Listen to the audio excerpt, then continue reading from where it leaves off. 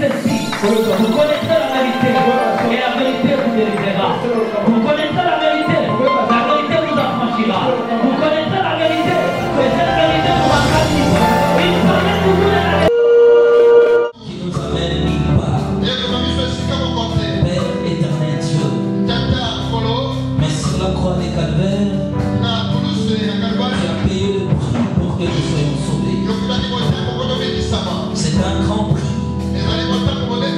qui est marqué dans les annales de l'éternité.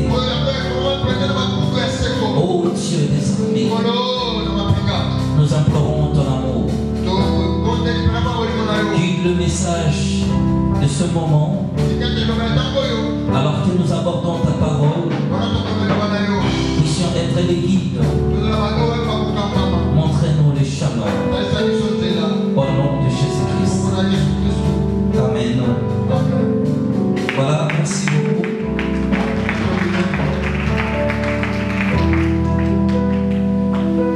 Nous lisons rapidement la parole de Dieu. Nous prenons le livre de Matthieu, chapitre 6. Le verset 24.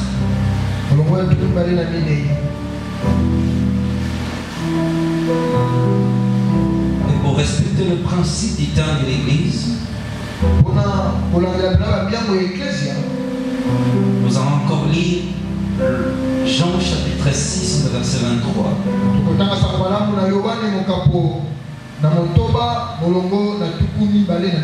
Nous commençons notre lecture.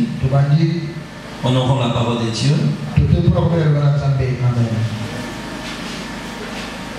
Matthieu chapitre 24, Matthieu chapitre 6, le verset 24, premier tiré. Nul ne peut servir de maître, car ou il haïra l'un et aimera l'autre, ou il s'attachera à l'un et méprisera l'autre. Moto moko te akoki kosalela bakonzi mibale. Soki azali koyina moko akolinga mosusu. Soki azali kotosa moko akoboya mosusu. Okoki kosalela nzambe te soki bozali bawumbu ya mbongo. Jean chapitre 6, verset 63. Jean 6, 63. C'est l'esprit qui vivifie, la chair ne sert à rien. Les paroles que je vous ai dites sont esprit et vie. Amen. Ezali molimo moto apesaka bomoi, kasi makasi ya bomoto ezali pamba. Maloba na uti koloba etonda na nguya ya molimo oyo apesaka bomoi. Que le ciel ajoute la bénédiction à ces paroles. Amen. Merci, asseyez-vous. Nous rendons grâce à Dieu pour son amour. Et surtout pour ce moment qu'il m'est de nouveau accordé. J'exprime toute ma gratitude à mon père qui est là.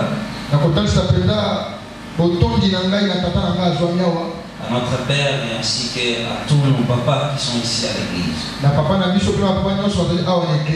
Grâce à eux que nous puissions eu l'occasion de se tenir devant vous.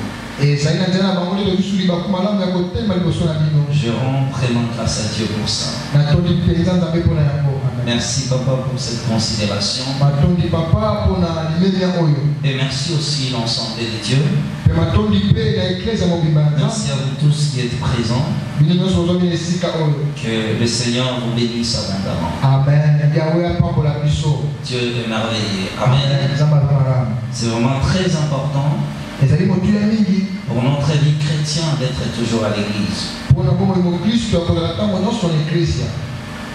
La fois passée, j'ai suivi la prédication de l'un des nouveaux pasteurs ici de l'église.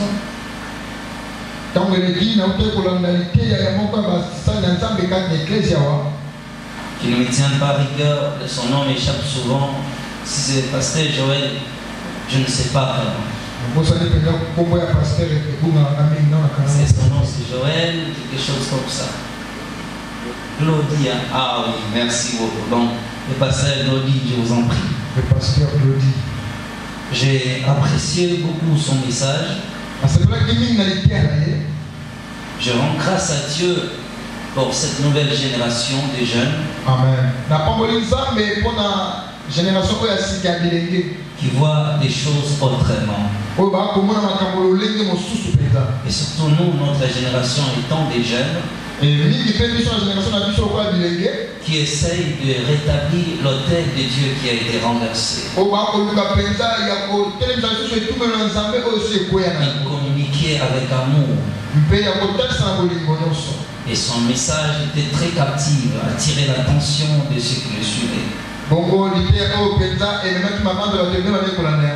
Que Dieu lui bénisse abondamment. Amen. Je me souviens la fois passée, papa m'a parlé que l'église était en train de parler d'un thème très capital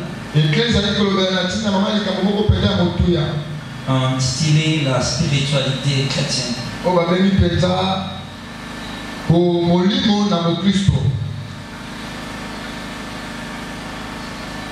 Et nous allons continuer dans cette logique. Nous gardons le même thème, la spiritualité chrétienne. Dans le livre de Jean, chapitre 6, le verset 63, le Seigneur dit: l'esprit vivifie, la chair ne sert à rien. Donc, le Seigneur parle de la spiritualité qui est très importante que notre corps humain. Que la vie chrétienne, c'est plus notre partie spirituelle. Souvent les hommes croient difficilement aux choses spirituelles. Ils sont plus habitués aux choses physiques. Les gens que nous voyons, la nourriture que nous mangeons, la société qui nous entoure. Mais si nous arrivons à parler des choses qui sont invisibles, certains le croient et d'autres ne le croient pas. Mais l'homme étant l'homme tel que nous le sommes, nous sommes composés des parties visibles et des parties invisibles. Et vous allez voir que c'est notre partie invisible qui dirige notre partie visible. La Bible croit à cela et il dit que l'homme est un être tripartite. L'homme a une partie qui est visible. Cette partie est notre corps. Les corps tirés dans le livre de Genèse chapitre 2 verset 7. Dieu créa l'homme de la poussière de la terre. Après cela, il y a maintenant la partie intérieure de l'homme. Cette partie invisible et en nous-mêmes, c'est notre âme et c'est notre esprit. Donc même si certaines personnes ne croient pas à ce qui est spirituel, mais nous sommes composés des parties spirituelles en nous. C'est notre âme et c'est notre esprit. Nos raisonnements qui ne sont jamais visibles. Notre mémoire, conscience, tous les sens intérieurs sont invisibles, mais participent à notre vie visible. Et c'est même cette partie-là intérieure qui est spirituelle, qui est le centre de nos décisions. C'est cette partie intérieure-là qui nous a amenés ici à l'église. Donc la spiritualité, par définition, la spiritualité veut tout simplement dire caractère de ce qui est spirituel. Maintenant, ce qui est spirituel, tandis que spirituel, qui est de la nature de l'esprit, ou qui les concerne. La spiritualité, je répète, caractère spirituel. Tandis que spirituel, qui est de la nature de l'esprit, ou qui concerne l'esprit. Et nous savons que Dieu est esprit. Il y a un monde qui est spirituel. Il y a un monde qui est visible. Mais ce n'est pas ça que je mettrai plus mon accent. Mais je mettais plus l'accent sur nul ne peut servir 2 maîtres à la fois.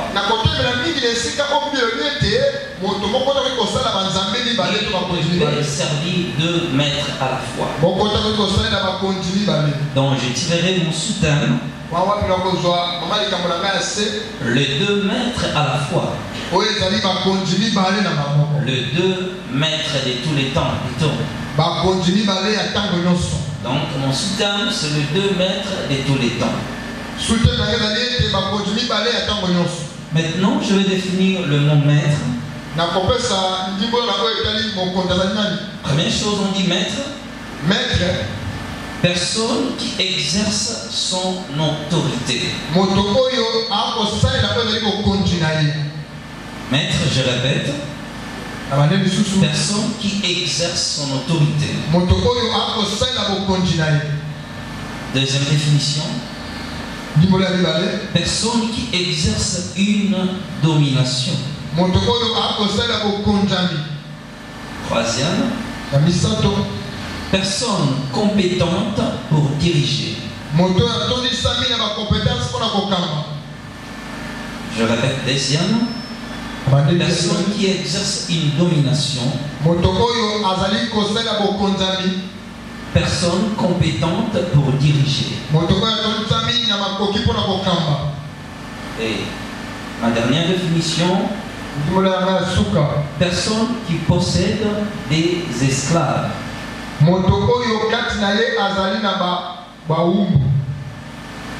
Et après, il y a tant d'autres définitions.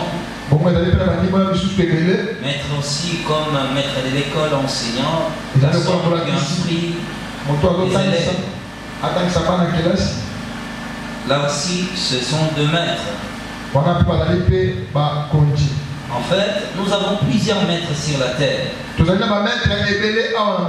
Lorsque nous naissons et que nous grandissons, la première chose, les parents nous envoient à l'école. Arrivé à l'école, nous allons rencontrer des instructeurs.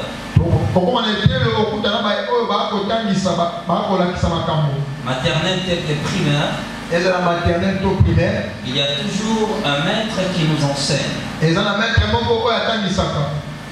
C'est lui qui vous enseigne la vie de la société. Il vous instruit sur l'expérience professionnelle. Lorsque nous étions à l'école, eux étaient considérés comme, je peux dire même des seigneurs. Parce que tout ce qu'ils nous disaient à l'école était vrai. On croyait seulement à la seule vérité venant de nos messieurs ou bien de nos professeurs.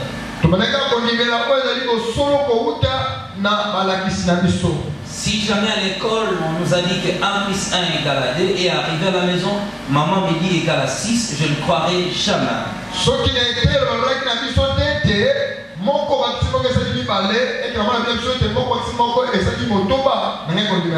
On croyait seulement à ce que notre instructeur nous disait. Il pouvait mentir, mais tellement que c'est lui qui l'a dit, on croyait que ce n'est que la vérité. Je me souviens à l'époque, Notre Messie nous avait enseigné. Alors il s'est trompé en quelque chose. Et nous les élèves, on avait compris. Mais puisque lui, lorsqu'on est allé pour le faire remarquer cela, il n'a pas voulu nous croire. Étant ambitieux, il nous disait seulement croyez, acceptez ce que moi je vous ai dit. C'était difficile à accepter. Mais puisque c'est lui qui a dit, nous sommes vraiment arrivés à la maison, on a fait les calculs, 150 divisé par, si c'était 14, quelque chose comme ça. Mais après quelques jours, nous sommes revenus, il a accepté qu'il s'est trompé. Lorsque je suis allé à la maison, je refais les calculs et je dis que vous avez raison. Mais tous ces jours-là, on essayait de s'habituer à croire à son mensonge. Parce qu'on disait que lui ne pouvait pas se tromper. Et c'est nous qui avons un problème par lui. Et c'était comme ça. Mais après quelques jours, il vient de nous dire qu'il s'est trompé. Et on s'est rendu compte qu'on avait raison. Mais lui étant instructeur, on n'avait rien à contester. Là c'était un maître pour nous. C'est eux qui sont encadrés, toi et moi, dans la société. Et aujourd'hui, nous sommes des hommes et des femmes. Et tu as servi notre société. Dans plusieurs domaines de la vie, il y a des maîtres. Parfois, nous aussi qui ont fait des arts martiaux.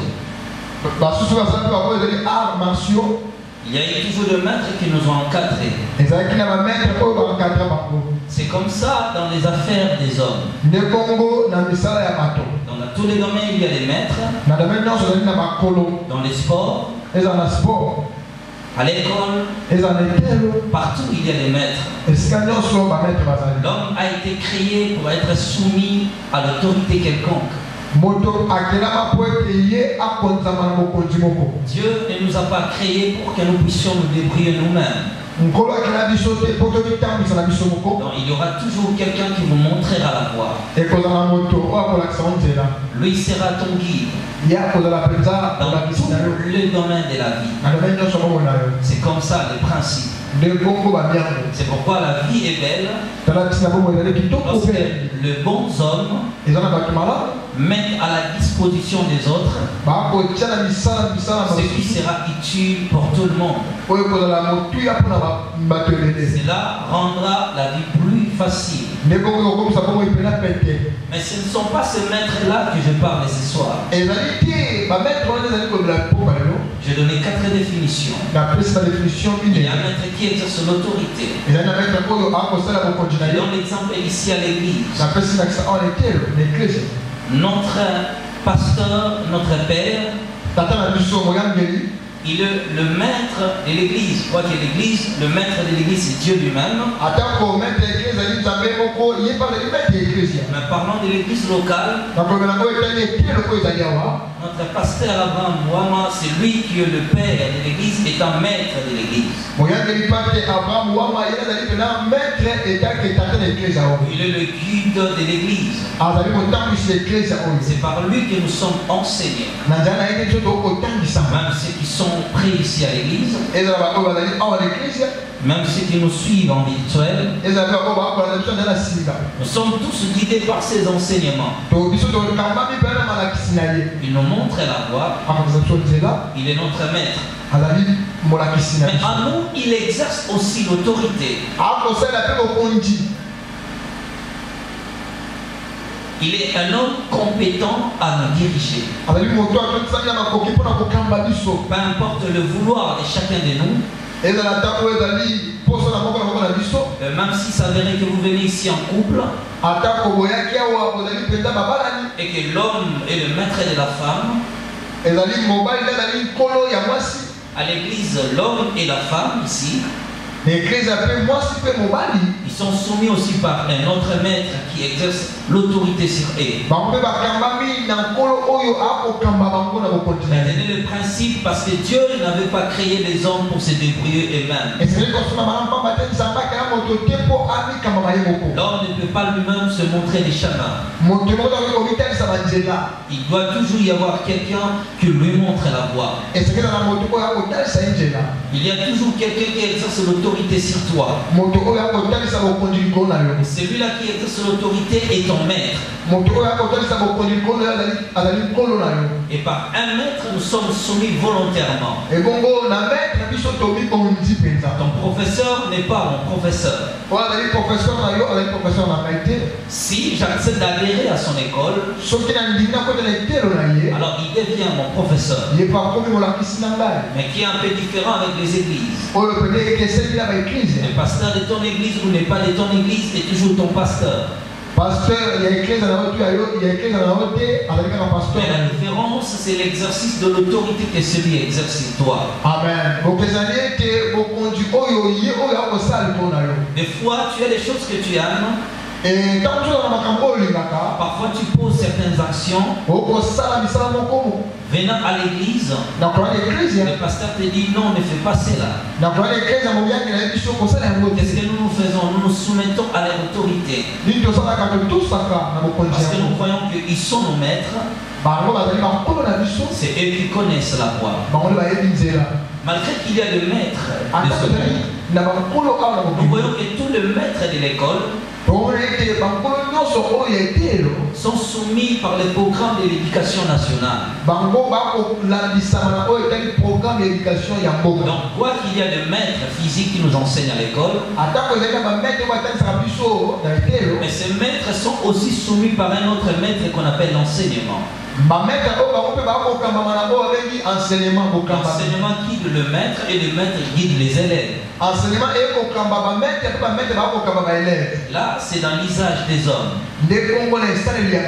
Mais de tout l'univers, il n'existe que deux maîtres. Ces deux maîtres-là exercent l'autorité dans le monde entier. C'est par eux que tout le maître de la terre tire la force. Chaque maître a ses disciples. Chaque maître a ses esclaves.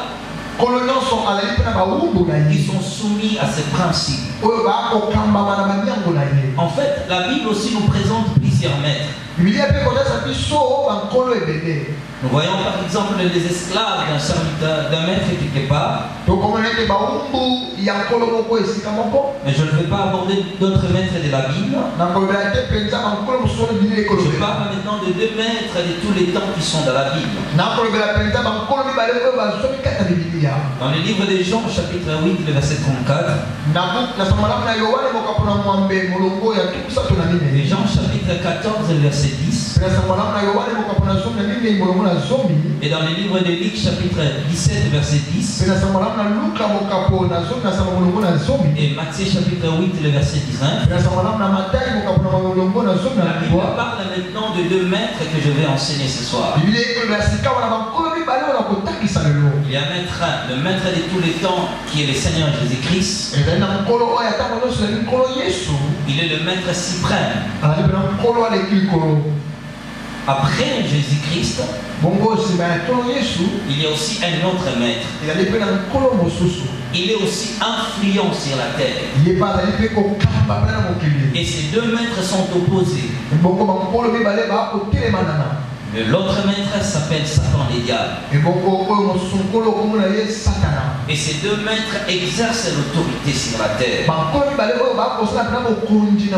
Mais je vais vous amener à l'histoire. Comment Satan a pu devenir un maître sur la terre. Et jusqu'à aujourd'hui, il continue à régner, à contrôler les disciples. Il a des adeptes qui sont soumis à son autorité. Dans le livre d'Ézéchiel, chapitre 28, le verset 13 jusqu'au verset 16, la Bible relate l'histoire du diable. Satan, les diables. En fait, les diables étaient un archange créé par Dieu. De tous les anges que Dieu a créés, par rapport à l'ordre des anges, l'ange que Dieu a créé d'une manière particulière que tous les anges, c'était Satan, les diables. Bien que les anges sont plus nombreux que les sable de la terre, les anges sont des milliers et des milliers. Chaque groupement des anges sont soumis par un archange. Dieu traite avec les archanges et les archanges traitent avec les anges. C'est comme ça l'ordre du ciel. Je vous amène là-bas parce que c'est là-bas que nous allons finir notre course. Mais quand nous allons quitter la terre, nous serons là-bas. Maintenant, le royaume de Dieu est un royaume organisé. Jusqu'aujourd'hui, Dieu est invisible. Personne n'a jamais vu Dieu. Mais maintenant, Dieu exerce son autorité à travers ses anges. Il y a des anges qui reçoivent directement les ordres venant de Dieu. Ces anges-là ne voient pas Dieu, mais ils ont le pouvoir d'écouter la voix de Dieu. Dieu communique directement avec eux. Et après cela, et maintenant prennent les paroles de Dieu, les communiquent à d'autres anges. Et si Dieu voulait envoyer un ange sur la terre, il y a des anges que Dieu envoie directement à la mission sur la terre. Mais tout dépendra de l'intimité de la personne à qui Dieu envoie son ange. Là, tu parles à cet ange et l'ange là vient sur la terre. Ce sont des anges de l'ordre très élevé. Mais maintenant, comme je parlais, il y a des anges soumis à d'autres anges. Il y a des anges qui n'ont jamais écouté la voix de Dieu, mais qui sont au service de Dieu. Les anges aussi sont soumis, comme nous les hommes, au libre arbitre. Donc ils ne sont pas obligés à obéir à Dieu. Mais ils sont à son service. Une fois qu'ils quittent la bonne voie et suivent la mauvaise direction, ces anges sont jetés sur la terre. Mais tout cela a commencé avec un ange. L'ange créé d'une manière exceptionnelle. Cet ange-là s'appelait Asterion, communément connu Satan les diables. Dieu a pris le temps de créer cet ange. Bon, je vous relate l'histoire telle que Dieu me l'a rencontré. Après avoir tout créé, après avoir tout créé au ciel, il restait quelque chose de très très particulier. Que Dieu doit tirer sa gloire. C'était la louange. Dieu a passé en revue tous les anges du ciel. Déjà à l'époque, les anges adoraient Dieu. Écoutez bien, Satan sera le dernier ange créé par Dieu. Donc comme je le disais, Dieu a passé en revue tous les anges du ciel. Les vieillards, les chérubins, tous se prosternaient devant Dieu et rendaient gloire à sa majesté. L'adoration était déjà au ciel. Les hommes adoraient Dieu. Mais Dieu avait maintenant besoin de la louange. Le problème était maintenant de la louange au ciel. Dieu avait besoin maintenant de la louange. À l'époque, là, avant la création, les anges adoraient Dieu. Mais Dieu a maintenant pensé à cela. Il avait besoin maintenant de la musique au ciel. Comme je disais, il a passé tous les anges en revue. En tout cas, il n'y avait aucun ange qui méritait ce poste-là. Dieu a patienté pendant un temps. Il a vu qu'aucun ange n'arrivait. Alors Dieu a une idée maintenant de créer un autre ange. Par lui sera soumis aussi d'autres anges. C'est comme ça l'ordre du ciel. Il a pensé de créer Satan et diable. Il créa Lucifer. Comme c'était le dernier ange que Dieu devait créer. Dieu l'a créé différent de tous les anges du ciel. Il était un ange parfait. Une beauté exceptionnelle. Et Satan était l'ange le plus intelligent de tous les anges. Donc son intelligence au ciel n'était pas égalée.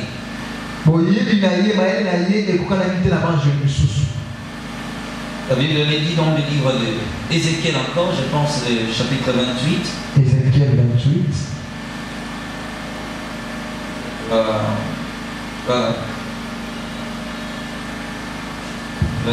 Verset 3, 28, verset 3, verset 4.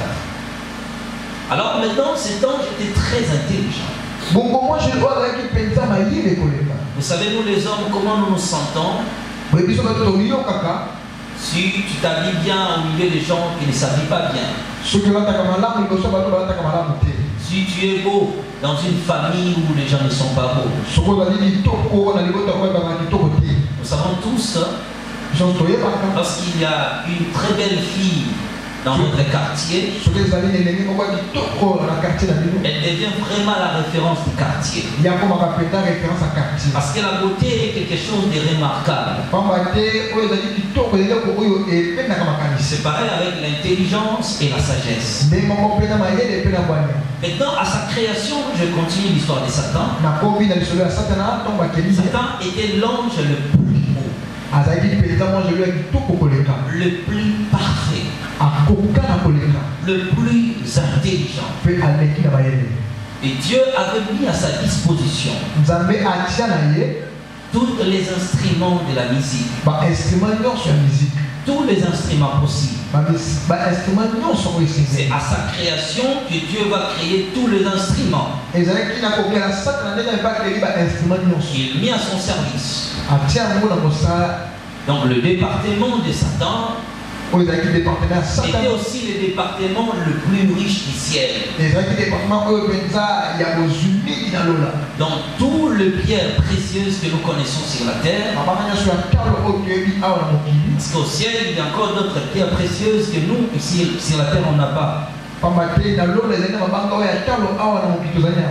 maintenant dans le département de Satan qu'on allait trouver toutes ces choses-là.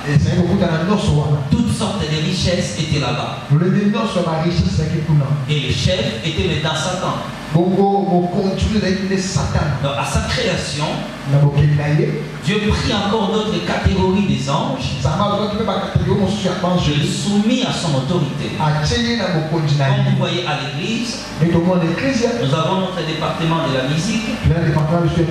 Il y a toujours un chef, ainsi sa suite. Si Dieu créa Satan, et il ajouta sa suite. Et tous ces anges-là accompagnaient maintenant Satan dans son œuvre. Je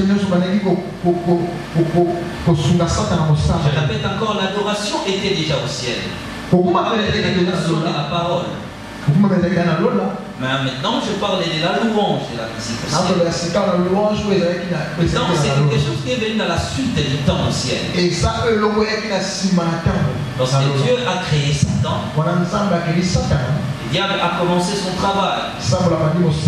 Toutes les richesses étaient à sa disposition.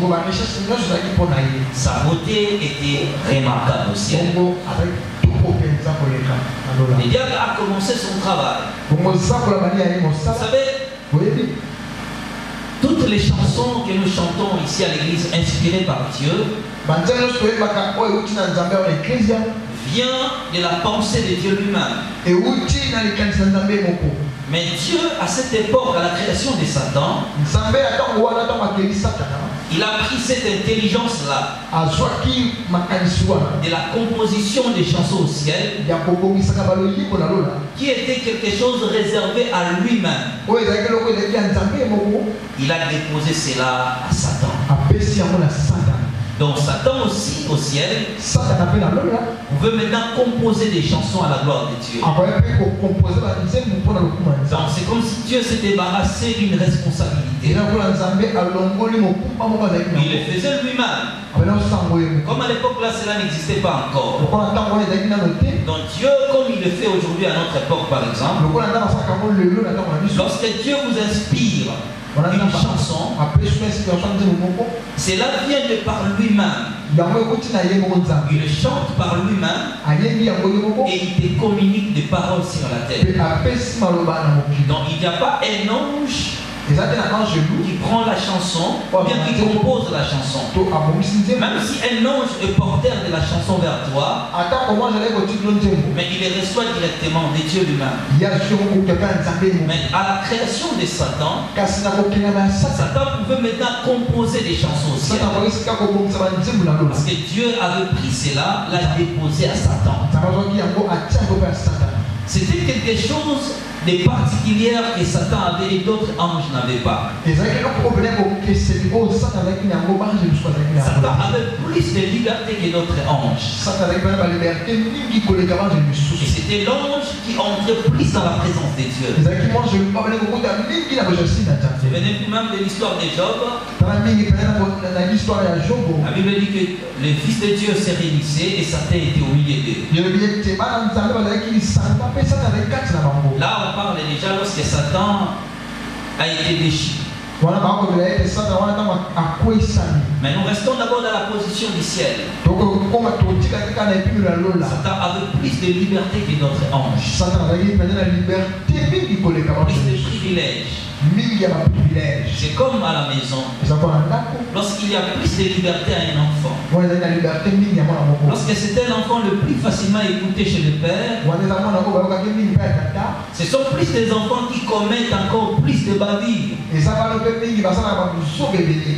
Lorsqu'il fait quelque chose, quelqu'un veut le blâmer, papa dit non, laisse. C'est la cause plus de problèmes dans l'éducation. Ésaïe chapitre 14. Allez lire du verset 1 jusqu'au verset 15. Alors maintenant, à cette époque-là, Satan dit je presque tout.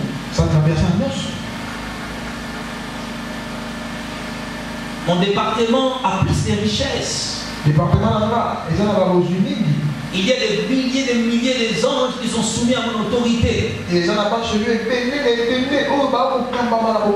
Pourquoi ne pas comploter et écarter Dieu de son trône? Alors Satan a maintenant commencé à convaincre d'autres anges. Apocalypse chapitre 12, verset 3. Et la Bible dit qu'il a convaincu un tiers des anges. Pourquoi ils ont crié facilement à lui? Parce qu'ils voyaient plus de privilèges que Satan avait. Alors ces jours-là, Satan leur dit ceci. Nous allons renverser Dieu de son pouvoir. Et moi, je vais prendre les trônes. Et nous allons gagner. Satan a gagné des anges des combats. Il a gagné des milliers d'anges. Directement, ils vont préparer un coup. Le jour de la grande bataille au ciel arriva. Il y a maintenant l'affrontement au ciel entre le pro-Satan et le pro-Dieu. Vous pouvez aussi le voir dans le livre d'Apocalypse chapitre 12, lisez à partir du verset 8 jusqu'au verset 10. Apocalypse 12, à partir de 8 jusqu'au 12. La bataille éclata au ciel. Et Satan, la Bible dit, ne fut pas le plus fort. Dieu chassa Satan au ciel. Lorsqu'il vit chasser au ciel, à cette époque-là, la terre n'existait pas encore. Satan était chassé au ciel. Il s'est trouvé dans d'autres niveaux du ciel. Parce que du trône jusqu'à la terre, il y a plusieurs ciels. Et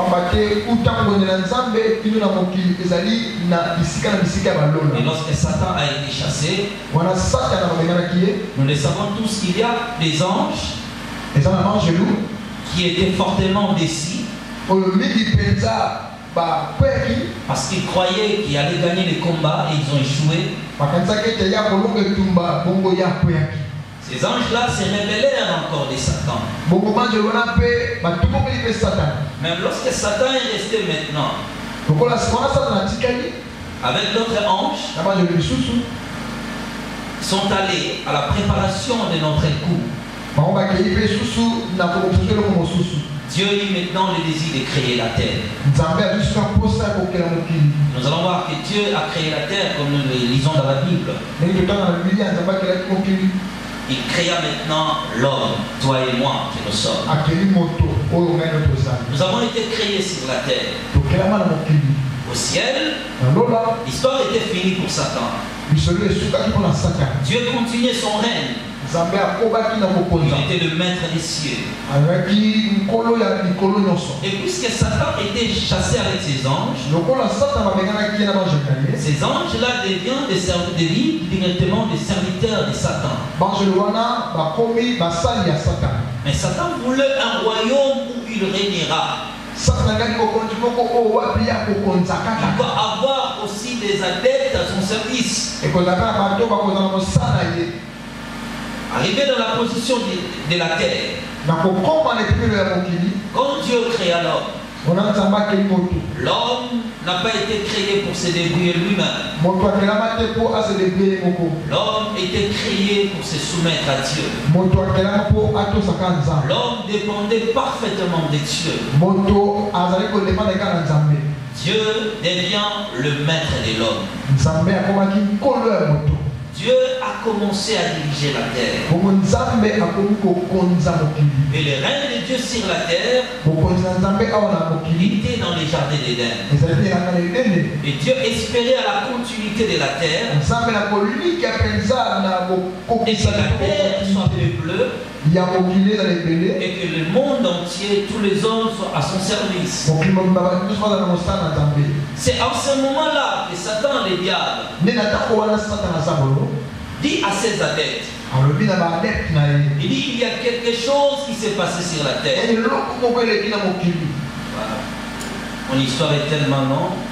Je regarde l'air. Je n'arrive même pas à ce que je dois dire ce soir. Je cherche là où je vais m'arrêter à cette histoire. Ah d'accord. Voilà maintenant ce qui va se passer. Avant que Satan attaque l'homme, Satan regardait d'abord la terre. Il dit à ses adeptes, il dit Dieu vient de créer la terre. Parce que tous les anges du ciel voyez comment Dieu crée la terre. Il rendait visite à la terre et jusqu'à la création de l'homme. Dieu donna à l'homme une position très élevée que dans toute l'histoire de sa création, il avait donné cette position qu'à Satan les diables. Et après sa chute, Dieu n'avait pas prévu cela de donner à un autre ange. Et que Dieu était déçu de ce que Satan avait fait au ciel. Maintenant sur la terre, Dieu dit, je vais encore essayer avec l'homme. Cette fois-ci, je ne lui donnerai pas la position que je donnais au diable. Mais cette fois-ci, je vais lui donner l'homme plus la position, plus que ce que j'avais donné au diable. Dieu avait vraiment créé l'homme à son image et à sa ressemblance. Mais lorsque Satan fut au courant, il y a un homme créé par Dieu. Dieu lui a donné la position la plus élevée que ce que toi tu avais au ciel. Satan jalousa l'homme et il regarda maintenant le principe de la création de l'homme. Il vit que Dieu créa l'homme. L'homme était le maître de sa propre volonté. C'est à cela que le diable a dit. Je croyais que l'homme était comme un robot. Que Dieu l'a créé dans cette position très élevée que moi. Et que Dieu pour se sécuriser, il doit créer l'homme sans le libre arbitre. Donc c'est sa propre volonté. Satan dit, oh, mais c'est la même chose avec nous. Nous avons été créés par Dieu. Mais nous sommes soumis à notre volonté. Soit d'obéir à Dieu, continuer avec lui. Soit de ne pas obéir à lui pour être chassé loin de sa présence. Et que toutes les richesses de la terre étaient soumises à la volonté de l'homme envers son créateur. Donc si l'homme décidait de rester avec Dieu, Dieu allait continuer la course avec lui. Et si l'homme ne le voulait pas, Satan dit, c'est par là que je vais entrer. Satan dit, puisque j'ai échoué au ciel, je voulais être un Dieu qui gouvernera le monde, l'univers et toute la création. Et je n'ai pas réussi cette opportunité. Je dois aller maintenant à la recherche de l'homme. Je dois gagner l'homme pour que l'homme devienne mon serviteur. Pour que l'homme devienne mon esclave. De même que l'homme a été créé par Dieu. Pour être instruit, guidé par Dieu lui-même. Dieu connaît la voie. Moi aussi, je dois gagner l'homme pour l'enseigner mes propres voies.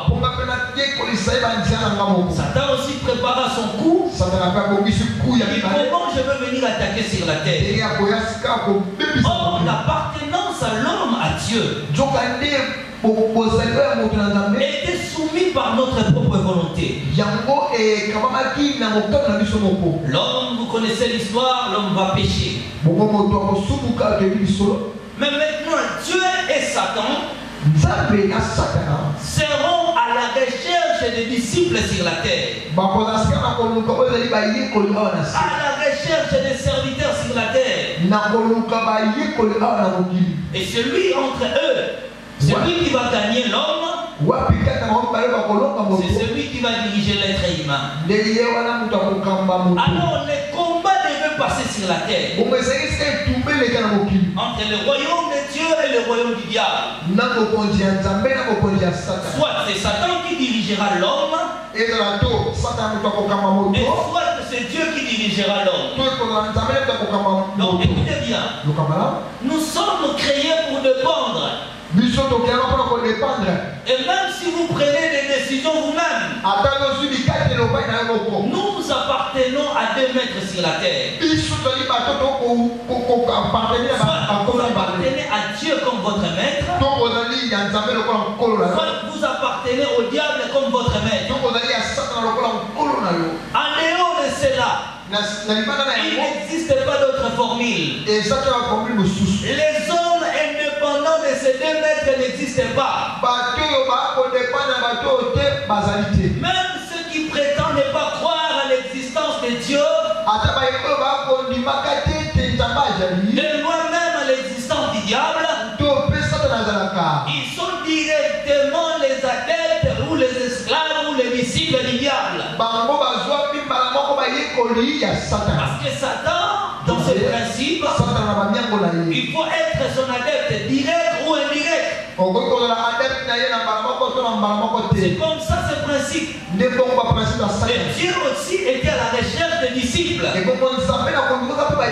Donc je répète, le plus grand bataille jamais livré dans l'histoire du monde, c'était le combat entre le royaume de Dieu et le royaume de Satan. Et ce combat-là était un combat décisif.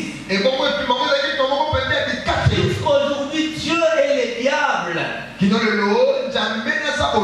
continuent à s'affronter. Et ce combat ira jusqu'à la fin du monde. C'est pourquoi Jésus n'a pas parlé du combat comme nous parlons. Il y aura des guerres, des bruits de guerre. Nous pensons que c'est le combat de la Russie et l'Ukraine. Ça, ce n'est pas le combat que Jésus a parlé. Parce que les combats que nous voyons aujourd'hui, à l'époque de David, il y a eu des combats. À l'époque d'Abraham, il y a eu des combats. Donc la Bible dit même qu'il n'y a rien de nouveau sur la terre. Pourquoi Jésus ne parlait pas de ces combats-là? Même des guerres nucléaires, si ça viendra sur la terre, ce ne sont pas des combats que Jésus-Christ faisait allusion. Il parlait du combat des 2 mètres qui doivent s'affronter. Donc les 2 royaumes qui doivent s'affronter sur la terre, c'est le royaume de Dieu et le royaume du diable. C'est ces 2 royaumes-là que Jésus a dit. Vous attendez parler de guerre et de bruit de guerre. Un royaume se relèvera contre un royaume. Une nation contre une autre nation. C'est le royaume de Dieu et le royaume du diable. Et ce combat-là, c'est le combat de l'appartenance. C'est pourquoi jusqu'aujourd'hui, Dieu n'a pas encore détruit la terre. Parce que ce combat-là doit déterminer le sort de l'homme. Ce combat-là doit déterminer ton sort, toi et moi. À qui nous devons nous appartenir? Est-ce que nous allons appartenir à Dieu ou nous allons appartenir au diable? Je répète encore, les combats entre le royaume de Dieu et le royaume du diable, c'est le combat de l'appartenance de l'homme. Parce qu'il n'existera plus d'autres combats entre les anges de Dieu et les anges du diable au ciel. Satan et ses acolytes ont été déchus pour l'éternité. Mais c'est maintenant la décision, le combat décisif de la terre. Et ce combat-là doit maintenant établir les hommes. Mettre les hommes dans l'ordre de l'appartenance. Vous appartenez à Dieu ou vous appartenez au diable. Lorsque cela sera fini sur la terre, et que Dieu verra ce qui lui appartient et ce qui appartient au diable, alors Dieu prendra la décision de détruire la terre. Écoutez maintenant dans le combat de l'appartenance. Donc Dieu et le diable diables sont sur la terre à la recherche des disciples pour déterminer le sort de l'homme. Alors ce combat-là a été déclaré où? Il dit il faut que ce combat-là se passe dans la personnalité de l'homme. Mais pour que l'homme appartienne à Dieu, Dieu ne suit pas les chemins indirects. Nous connaissons la voie par laquelle Dieu passe. Dieu, pour devenir ton maître, il ne passe que par l'Apocalypse chapitre 3, le verset 20. Donc il se tient à la porte et il frappe. C'est-à-dire tu crois à sa parole. Tu donnes ton cœur à lui. Tu te réponds de tes péchés. Après la repentance, tu passes à la conversion. Et nous savons que la conversion nous amène à la confession. Après, Jésus parle encore dans Jean chapitre 3, la nouvelle naissance. En ce moment-là, il devient le maître de l'homme. Je répète, nous tous, nous sommes des créatures de Dieu. Mais Dieu n'est pas le maître de tous les hommes créés sur la terre. Dieu n'est pas le Dieu de ceux qui prient son nom. Et loin de là, il n'est même pas le Dieu de ceux qui les cherchent. Mais Dieu est le Dieu de ce que lui-même a choisi. Donc on peut invoquer Dieu matin, midi, soir. Il n'est pas votre Dieu, mais il est votre créateur. Il remplira le principe de sa parole. Il est bon pour le juste et le méchant. Donc aujourd'hui, je vais parler de maître opposé. C'est là que je vais clôturer. Maintenant, le maître qui était côté, c'était Satan, le diable. C'était ce maléfique. Comme il a échoué au ciel, il est à la recherche des adeptes sur la terre. Satan dit je gagnerai les gens par la voie directe ou indirecte. Par la voie directe, il a choisi la voie de l'occultisme. L'adhésion consciente dans le royaume du diable. Quelqu'un qui accepte d'aller servir Satan le diable. Il a créé aussi la sorcellerie par exemple. Quelqu'un accepte que je suis sorcier. Il vole la nuit, détruit des gens. Comme ma mère nous a relaté l'histoire. On avait un grand-père qui disait que lui il est le sorcier de la famille. Mais sa sorcellerie c'est pour protéger la famille. Je crois que c'est un pire mensonge, cela n'existe pas. Mais les adeptes conscients du diable sont peu nombreux. Et Satan ne voulait pas opérer sur la terre à l'œil ouvert. Il ne voulait pas que les gens soient au courant qu'il le sait. Il dit non, pour ces adeptes conscients, il doit être peu nombreux, mais dominer sur plusieurs. Je me souviens d'une histoire quelque part. Nous sommes allés prier dans une famille. Les enfants ont dit à leur père. Un enfant, je vous dis, deux enfants de 8 ans et de 7 ans. Ils ont dit à leur papa. Dans cette maison, nous ne voulons pas la télévision. Je vous dis, papa, achetez des télévisions de marques et des marques. Et tu vas aussi matin mon colomo côté. Donc, ce qu'on a soumis TV dans la vie, mais qui a monté le dos ça. Ce qu'on a commis dans la c'est tout. Les deux enfants à la maison étaient des maîtres de la maison.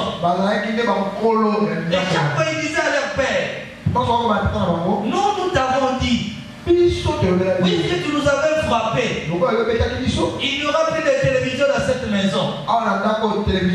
Papa, laisse, tu vas dépenser inutilement ton argent. Papa a changé de télévision. Papa a changé la télévision. Les enfants avec la sorcellerie, je vous dis, à un niveau exceptionnel. Jusqu'à ce qu'un jour, on nous appelait pour prier pour ces enfants. Écoutez, les enfants de 8 ans et de 7 ans. Tu demandes à l'enfant, tu es sorcier. L'enfant te dit depuis longtemps.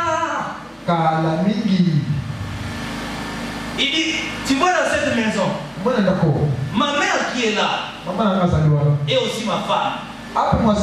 Donc je connais correctement le corps de ma mère. D'ailleurs, tu vois ce sein-là.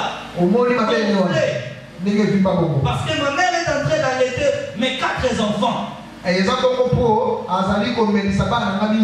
pourquoi j'avais dit à mon père qu'avec maman vous n'aurez plus d'enfants. Parce que je suis très jaloux de ma femme. Là-bas nous avons déjà 12. Je compte amener ma mère jusqu'à 36. Et après elle aura des douleurs dans son ventre jusqu'à ce qu'elle va mourir. Papa il a dit, tu fais moi un bâtard. Je vous dis, l'enfant lui dit ceci. Papa arrête tes gifles inutiles là. Tu sais d'abord ce jour-là comment je t'avais frappé la nuit. Si tu oses me toucher aujourd'hui, tu verras la nuit.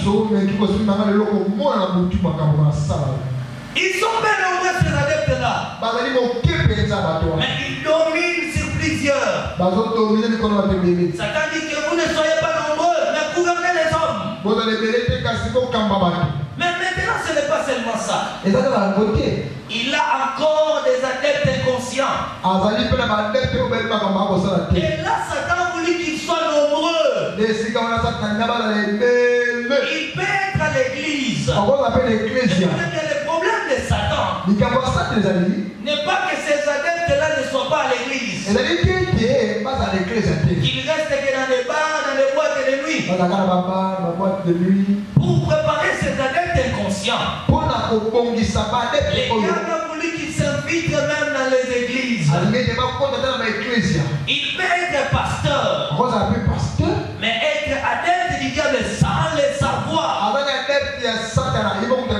Il ne sait même pas. Il sert Satan mais il n'est pas au courant. Le problème de Satan n'est pas qu'il ne soit plus pasteur, il devient Koulouna. Non. Restez pasteur et servez-moi. Et là, ce sont des adeptes inconscients. J'ai dit les adeptes inconscients sont trop nombreux que les adeptes conscients. Qu'ils soient choristes à l'église, mais qu'ils sont nos serviteurs.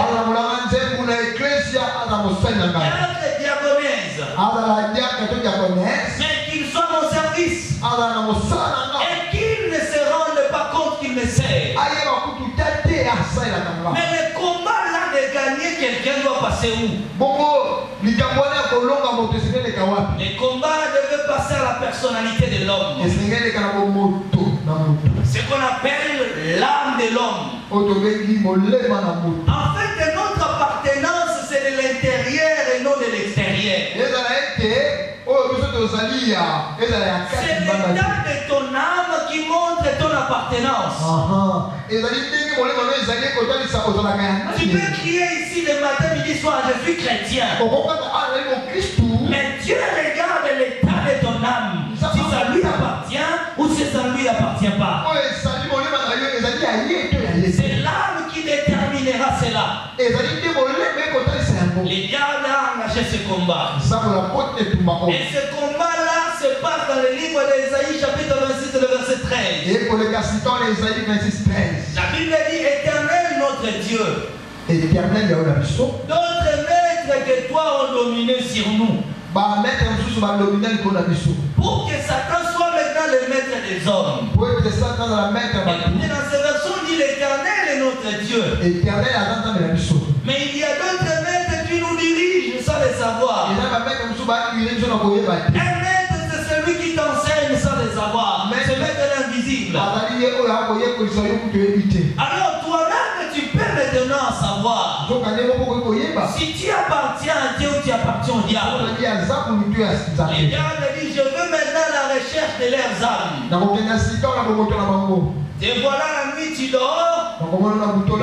Et la nuit tu te vois là-bas au fond là-bas. Au fin fond du ravin. Tu te vois en train de préparer les nourritures. Cela montre ton appartenance. Que tu appartiens réellement à Satan et diable. Mais ici tu as l'église, tu es au choral. On a fini l'équipe, toi tu rentres à la maison. Tu te vois la nuit, tu es déjà ici à l'église. Aucun jour ici toi tu as prêché. Mais chaque fois la nuit tu te vois ici devant en train de prêcher et les gens noirs au sein de l'église. Quand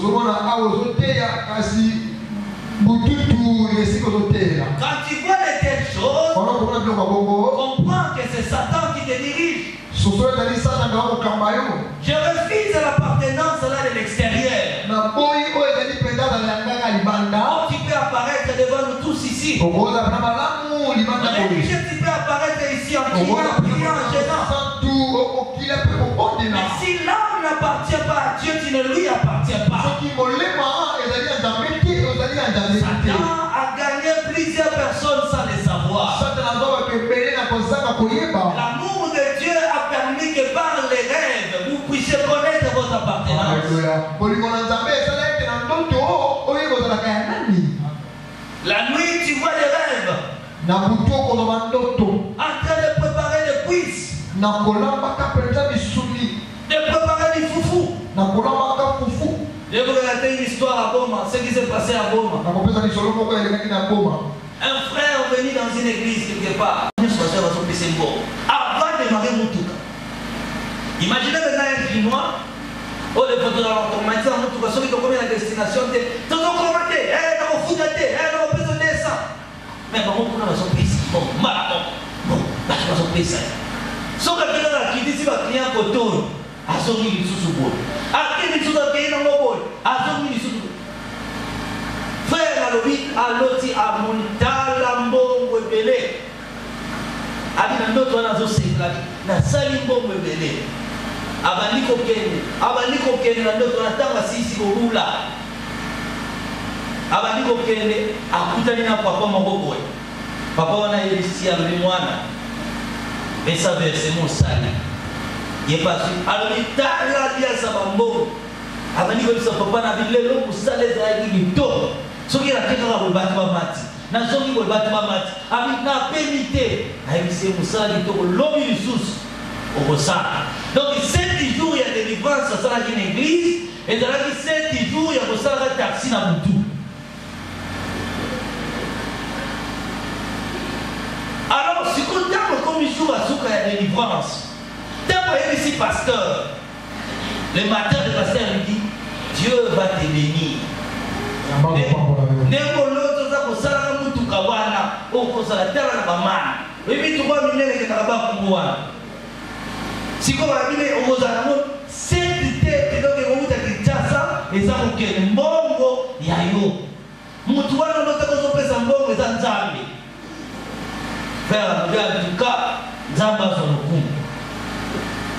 À bout du deuxième jour, papa nous a félicité. Parce que papa nous a dit, avec papa, nous avons colo avant la quitte. Ceux qui sont allés dans le monde, ils bravo, nous sommes allés top. Pessambo. Frère, ceux qui sont allés aussi, moi, c'est dans tout cas, église, église, moi, je suis là-bas, mais je suis l'église. Zama miracle, ça va faire awa. Troisième jour, quatrième jour. Na 7e jour, le frère joue à Souga. Donc, les familles de niveau, c'est aussi la samedi, na temps mort. Frère, l'autre, on a besoin de Misaï, monsieur. 3 heures de guerre, si Canada va passer dans la Mouka, les noms ça les signes. Frère, on n'y pas vu versement. Mais à ce qui est le ça se trouve versement, à Messana, comme on a papa dans la quitte. Mais quand on a commis dans la comme on a quitté, ça va à côté. Moi, on a mon Kéba dans la délivrance, moi, on a la quitte. C'est comme ça, dans les Syrie, dans sa profonde. Les frères disent le travail que je fais. Je méritais par rapport avec ces marques quand il s'est gagné. Imaginez peut-être si je calcule pasteur, 7 000 $. Il espérait recevoir même la récompense de 700 $. L'enfant lui donne 700 francs. Il dit, bon, je te donne 700 francs parce que tu as une femme. Alors, ce qu'il y a dans d'autres discuter, bon, comme on a discuté, ils auront 500 francs. On sait que ça qui récompense 500. Le frère s'éveilla. Le frère dit au pasteur, je vis cet enfant. Habitez, ça va être une femme malade qui est là, c'est ça des bitumba. Bien aimé, l'histoire s'est passée comme cela s'est passé. Le frère avait de vives douleurs pendant la journée. Mais il était quand même reconnaissant parce qu'il savait que c'est Dieu qui travaillait avec lui la nuit.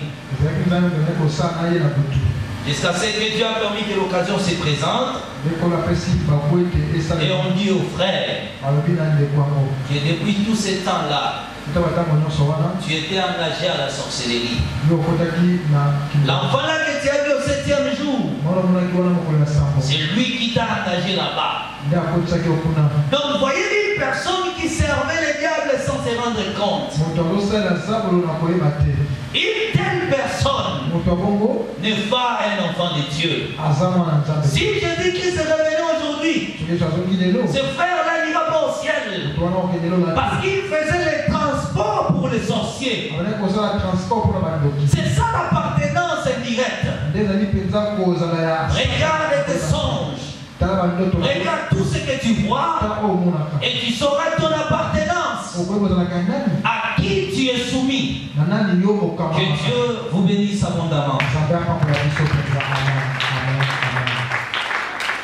Mettons-nous debout, nous allons prier. Écoutez, tu vas dire à Dieu. Donne-moi la force. La force spirituelle. Pour que je fasse face au diable et à son royaume. Je vais être fort spirituellement pour combattre les diables et ses projets machiavéliques contre ma vie. Priez, battez les mains au nom de Jésus-Christ.